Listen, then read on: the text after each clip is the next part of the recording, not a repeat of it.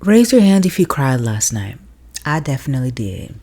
And I didn't think I would cry over a TV show of people who a lot of them have made a fool of themselves, some of them not so much. It's just, I cried over my favorite character, which is Alejandro.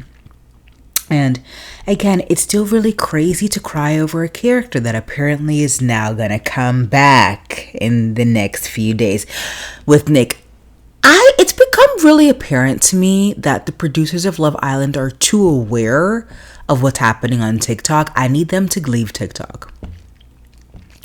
I need them to leave TikTok. I really do. I need them to stop watching TikTok, stop watching social media, because it doesn't help them. It doesn't help us. I need them to go back to the normal days of Love Island, because last season, yes, I just got into it. The reason why last season was so good is because of the personalities. Now, we do have a few personalities that is entertaining to watch, but you don't really want them to be in this show because they're just like really toxic human beings, aka Huda. So yes, I do love me and Maya. So let's get into it. I am ashamed that I did cry over a TV show. Yes, girls, I am ashamed that I did that. I might touch upon the Justin Baldoni Blake Lively stuff at the end, because I heard that Justin Baldoni is not amending his claim. We'll see. Let's start off. We're in Casa Amore. Now, everybody in the beginning was up in arms in regards to how they restructured Casa Amore, and for me, I didn't mind it. Because I know the whole point of whole Casa Amore is to break up couples and to test them, to test the connection they have in the original villa. This year, everybody's single. Not only it's just because usually Casa Amore is usually one house, so either the girls or either the boys go to another house, and at that time they'll meet a bunch of new girls or new guys. But this year, both houses, the Casa Amore house and the villa, are both having a new set of bombshells. Technically, five or six new girls and 5 or 6 new guys. I like that only because the original cast is great, but it's becoming too predictable. And I think the producers need to figure out a way to introduce new people to shake things up and make it different. And we'll talk about the end, of course, the Alejandro dumping and the Nick dumping. It was a lot. I can't believe I cried over this damn TV show. But let's get into everybody and their couples and where they're at. So let's start off with the guys. So we have TJ is into Vanna. Everybody's having a lot of thoughts about Vanna and her face.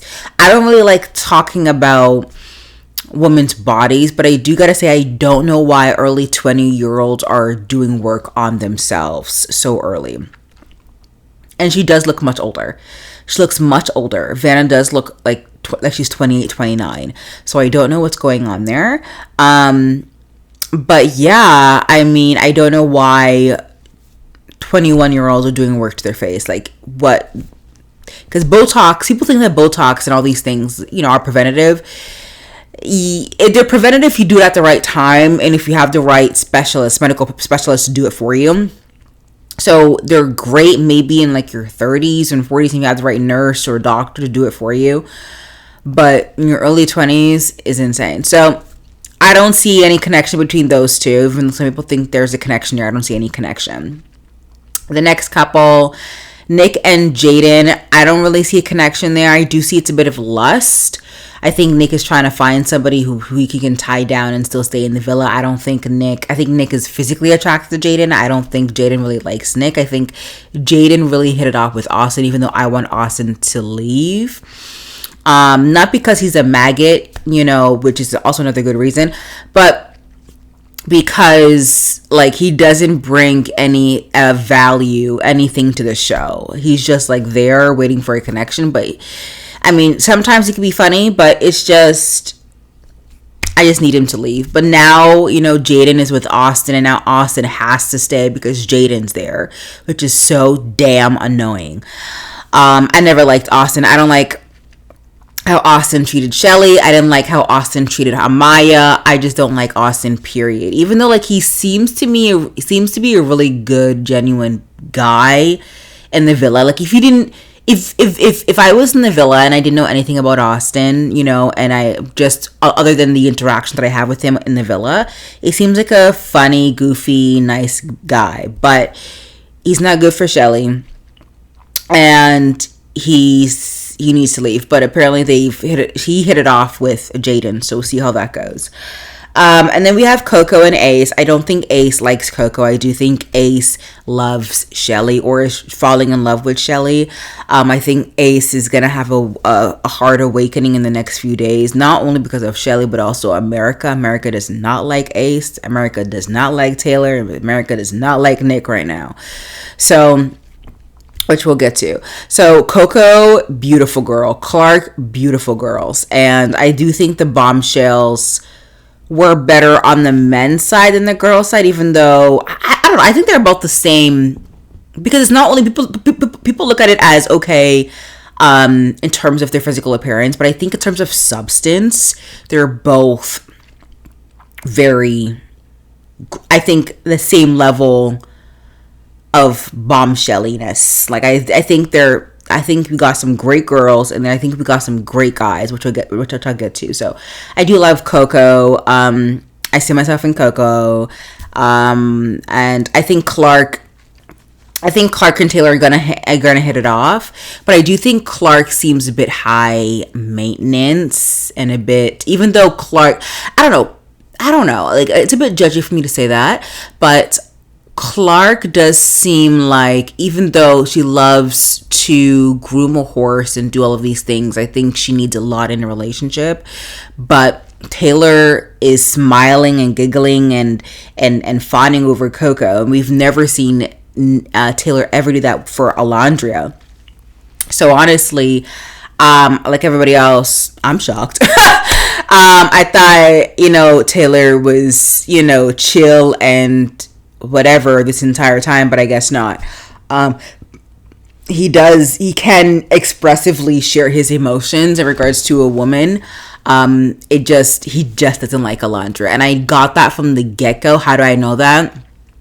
Because of the way Taylor kisses Alondra. People are talking about the peck and go, mwah! No, the very earlier kisses where Taylor grabbed Alondra's face like this and did this. That's how I knew they didn't like each other. That's how I know he didn't like her, even though like she really likes him.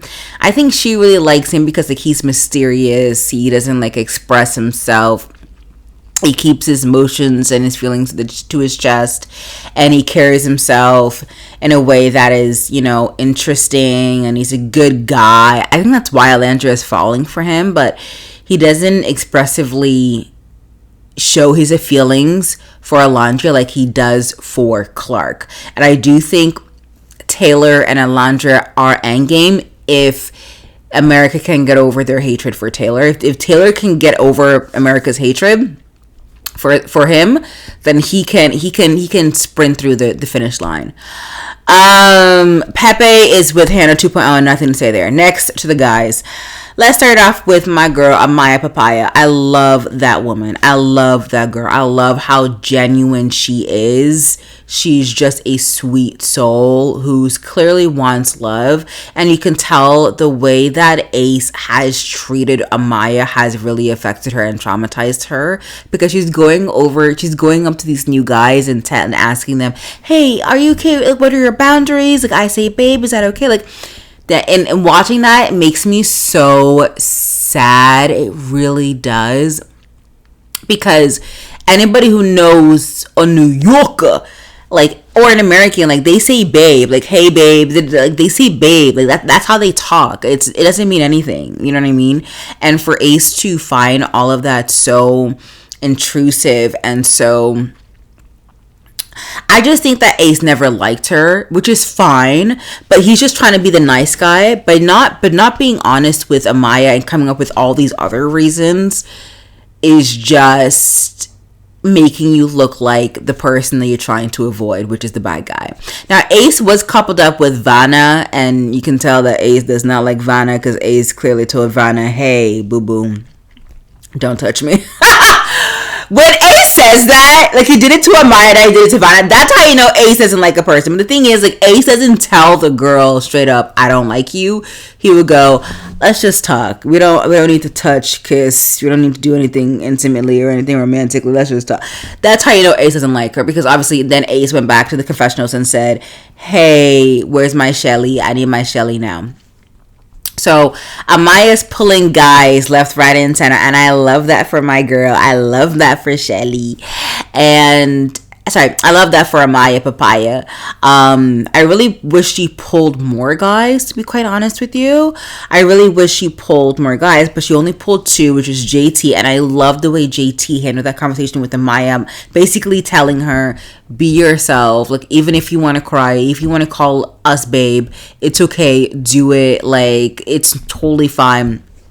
Like, right there and then, that's how I knew I loved JT. Like, even though he likes Huda, like, that's how I know I like JT, because the way he talks to Amaya. Hopefully he keeps that energy and he keep that up.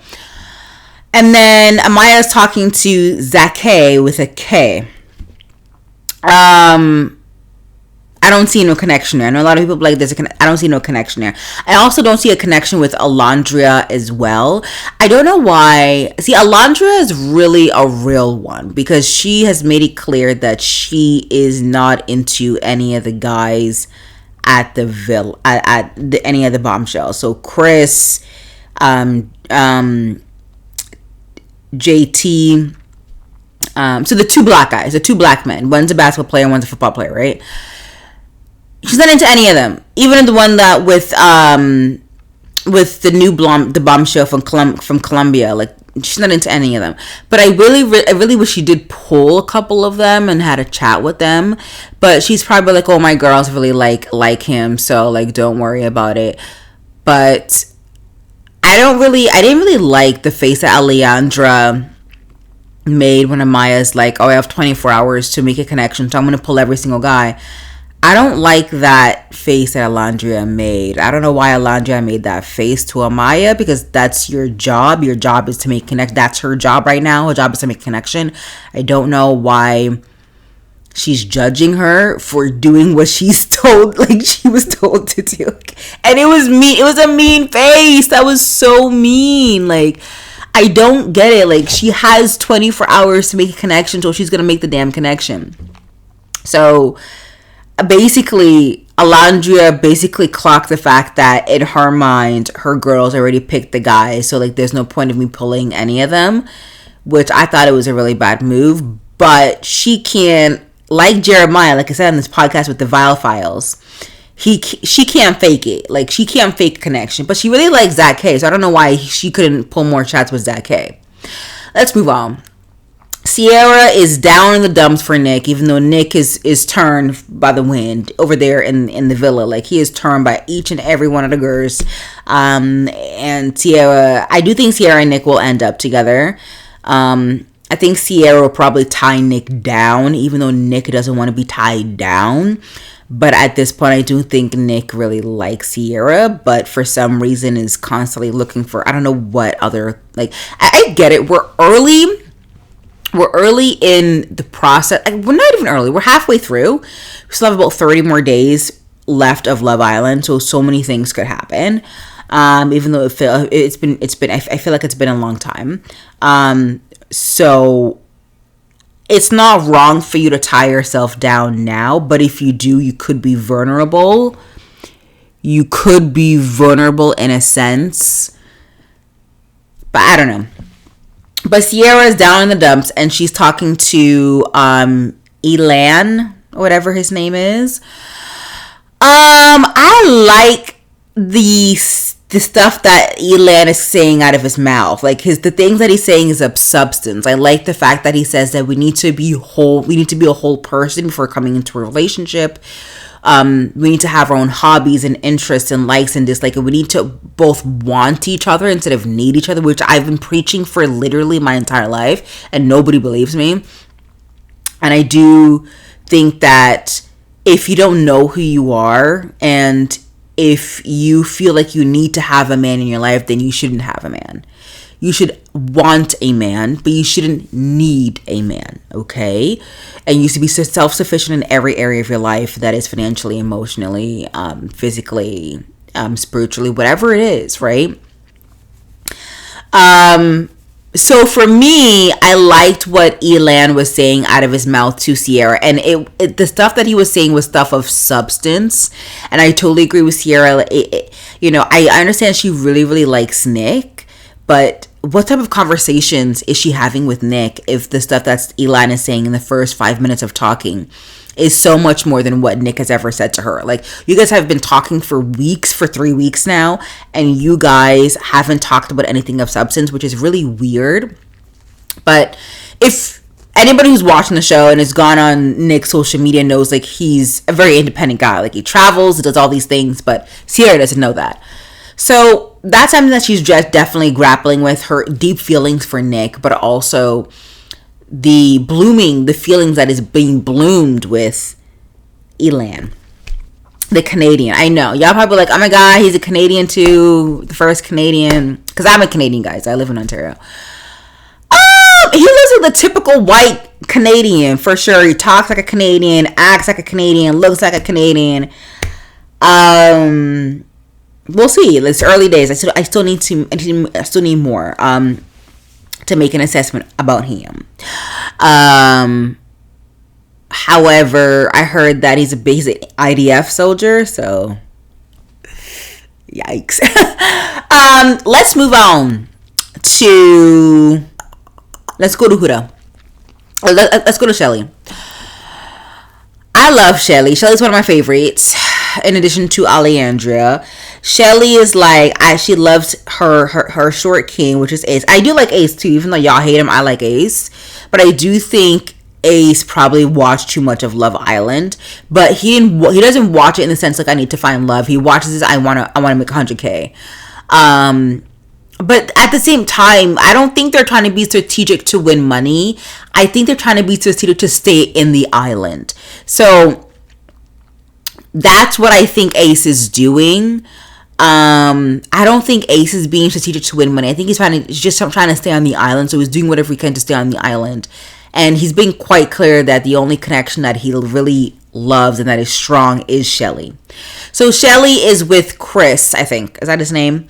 The basketball player the basketball player who apparently plays overseas in Europe or something like that.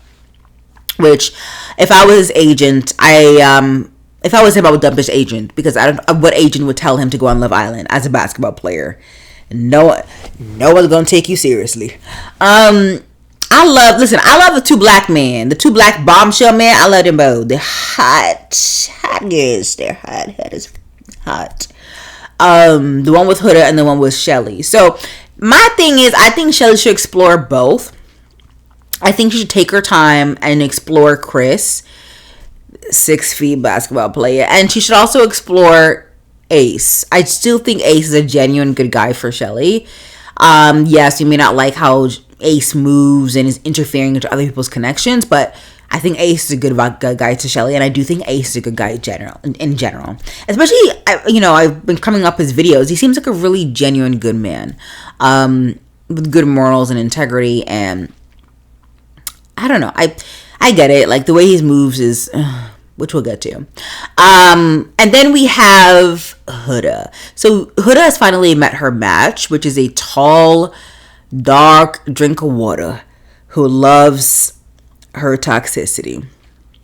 He literally says, I love who you are, just stay who you are. I think who you are is fire. And I'm like, okay. You like toxicity. I don't know how toxicity could be fire. Like, I don't know who can watch all of those episodes with Huda crashing out, calling Jeremiah out of his name, calling all these girls behind their back, and to come in as a bombshell and be like, yeah, I still like you. Like, I find that black guy, like, I think he's a red flag for even liking Huda, in my opinion. But he's basically told Huda, like, I like crazy girls. I like them in bed, out of bed. Like, I like them as they are. Like, and I'm like, okay. And is he a football player? I don't know what football or basketball player goes on Love Island. I ain't gonna hold you. So let's move on. Because it's interesting, because if you're a football or basketball player and you go on Love Island, then if you do something that the audience may not like, you could be unpopular and may not be found, like, you know, if you found to be unpopular, people may not obviously like you, and you may have, that could taint your other projects in the other areas of your life. So I don't know. Basically, I would never go on Love Island. Let's move on. So, you know, everybody's single, everybody's mingling with their new bombshells, and now, you know, we come to the end where we figure out who gets voted out. No, we started off with the girls, and Amaya comes to the front. I don't like the fact that we are humiliating Amaya, Papaya to come to the front and choose. And she, obviously, nobody knows that, you know, whoever's left single is going to be dumped. But are they truly dumped? Question mark. We'll get to. I think Amaya and Zake is a couple for now. I think it's good for Amaya to stay in the couple, stay in the island. Hopefully the producers bring in bombshells that actually want to go and pursue Amaya, not other girls. So I really hope the producers do that. So Alondria leaves, everybody's upset. Like, I even got upset. Like, when Alondria started crying at the end, and she looked down, she started to get tear. I bawled. Because who she represents is every strong, independent, beautiful, smart Black woman in America. And who's desperate for love. Not desperate, who's been trying to look for love for most of her life, and I get where she's coming from. And when she's out, whenever she's out, I will be supporting her and standing behind her and whatever she ends up doing. Now we go to the guys, and then Nick. Everybody picks their couple, you know. Everybody chooses everybody except for Nick. Jaden ends up picking Austin, which is not really a surprise because Jaden and Austin's conversations just flowed and they connected in a different, quirky, weird way, you know. Coco picked Ace. Vanna picked TJ or JT. Anyways, the new white bomb, the white guy. And then Clark picked Taylor. So Nick was up there. And so everybody saw the conversation that Nick, Taylor, and Ace had in regards to the people that they were going to pick, the woman that they were going to pick.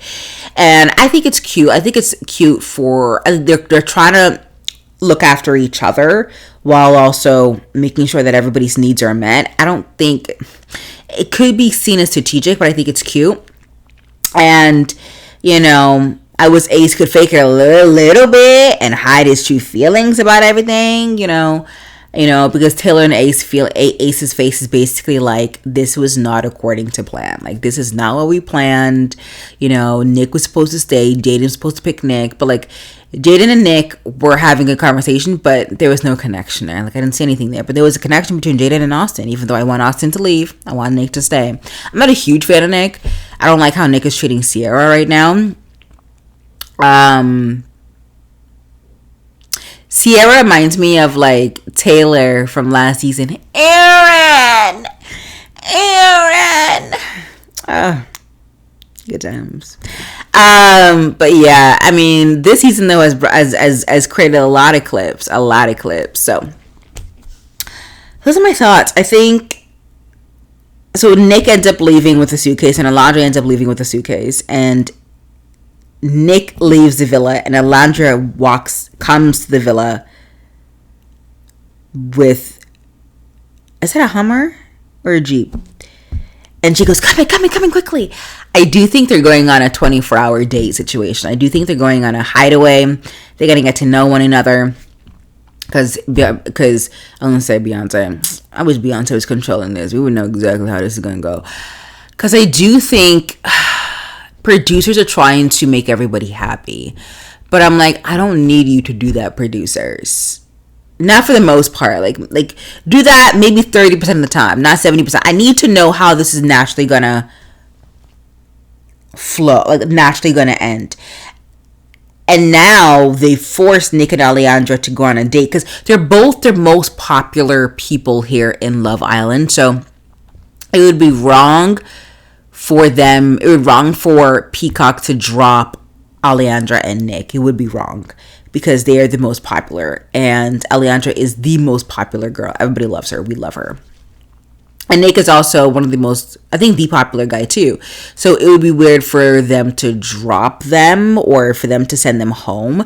So I do think they're going on a 24-hour date. And then when all the couples from the Casa Amore, all the girls with the guys, and all the guys with the girls, when the girls with the guys from Casa Amore come back from that and they come back to the villa, and it ends up being like 10 couples. And then it's going to be a massive dumping. And then Nick and Alejandro will probably come back in. I think that's what my prediction. I think that's what's going to happen. I'm telling you, this is one of the best reality TV shows I've seen in a long time. This is prime TV, y'all. Another reality TV show that I actually really do love is Secret Lives of Women Wives. The craziest dramas from there too. But I'm loving it. It's entertaining. There's, warmth, and it's fun, and it's raunchy. It's some really good TV. The only thing is it's messing with my sleep time. I'm constantly tired these days, but I love it. I'm loving it. So Justin Baldoni has dropped he didn't drop the case, but he refuses to amend the